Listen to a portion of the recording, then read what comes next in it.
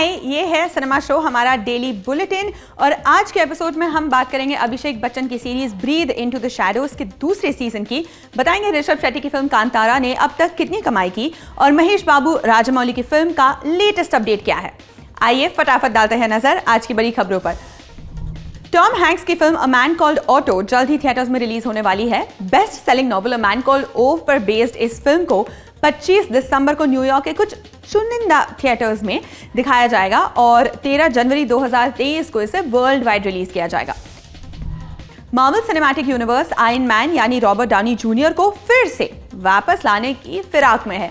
2019 में आई Avengers end game में Tony Stark की मौत के बाद रॉबर्ट ने इस बात से हमेशा इनकार किया कि वो दोबारा आयरन मैन का किरदार निभाएंगे, मगर कॉमिक बुक मूवी.com की एक रिपोर्ट के अनुसार एवेंजर्स सीक्रेट वॉर्स मूवी में रॉबर्ट की आयरन मैन के तौर पर वापसी हो सकती है। रिपोर्ट्स की माने तो ये कहानी एक नई रियलिटी या एक नए यूनिवर्स में होगी जिसका पिछली फिल्मों से कोई लेना देना नहीं होगा।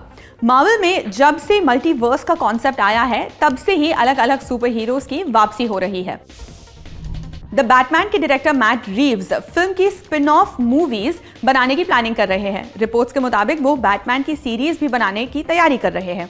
द हॉलीवुड रिपोर्टर की रिपोर्ट के मुताबिक रीव्स ने इस प्रोजेक्ट के लिए राइट्स और डायरेक्टर्स के साथ मीटिंग करना शुरू कर दिया है।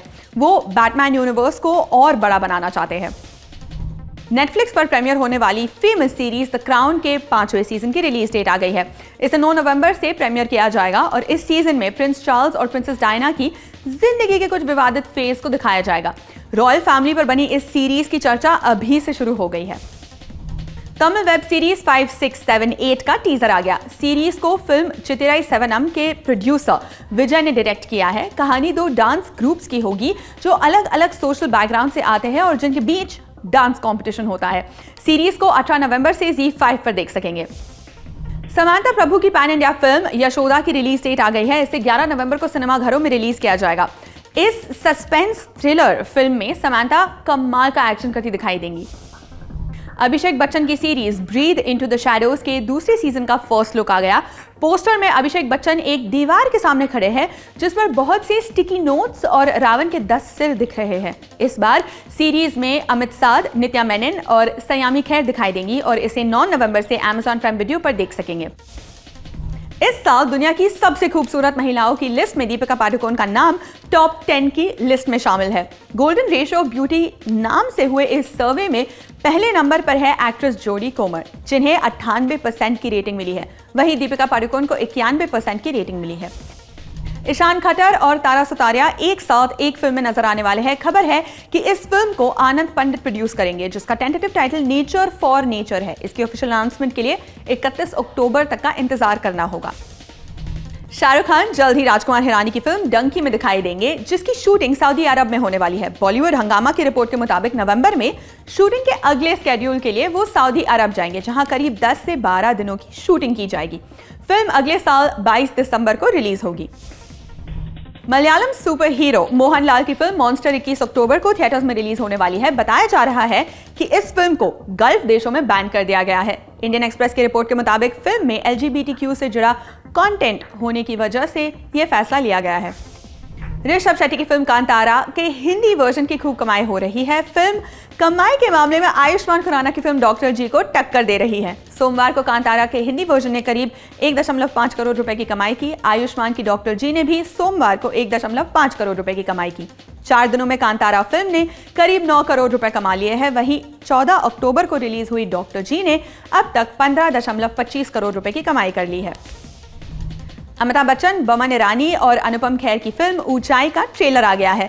4 दोस्तों की ये कहानी माउंट एवरेस्ट पर चढ़ने की है, अपने दोस्त के सपने को सच करने की है। सूरज बड़जात्या के डायरेक्शन में बनी इस मूवी में सारिका, नीना गुप्ता और परिणीति चोपड़ा भी दिखाई देंगी। मूवी 11 नवंबर को थिएटर्स में रिलीज होगी। ऋषभ शेट्टी की फिल्म कांतारा को खूब पसंद किया जा रहा है। एक इंटरव्यू में ऋषभ शेट्टी ने बताया कि उन्होंने थिएटर जाकर ऑडियंस से मिलना क्यों बंद कर दिया। HT से बात करते हुए ऋषभ ने कहा, ऐसे बहुत से छोटे गांव हैं जहां कांतारा सिंगल थिएटर्स में चल रही है और हाउसफुल जा रही है। कुछ थिएटर ओनर्स ये भी बता रहे हैं कि उनके थिएटर में सालों बाद लोग कोई फिल्म देखने आ रहे हैं। पहले मैं थिएटर में लोगों से मिलने जाता था, लेकिन एक दिन में एक थिएटर में गया था और लोग फिल्म देखने के बाद मेरे पैर छूने लगे, मेरे सामने भावुक होकर रोने लगे।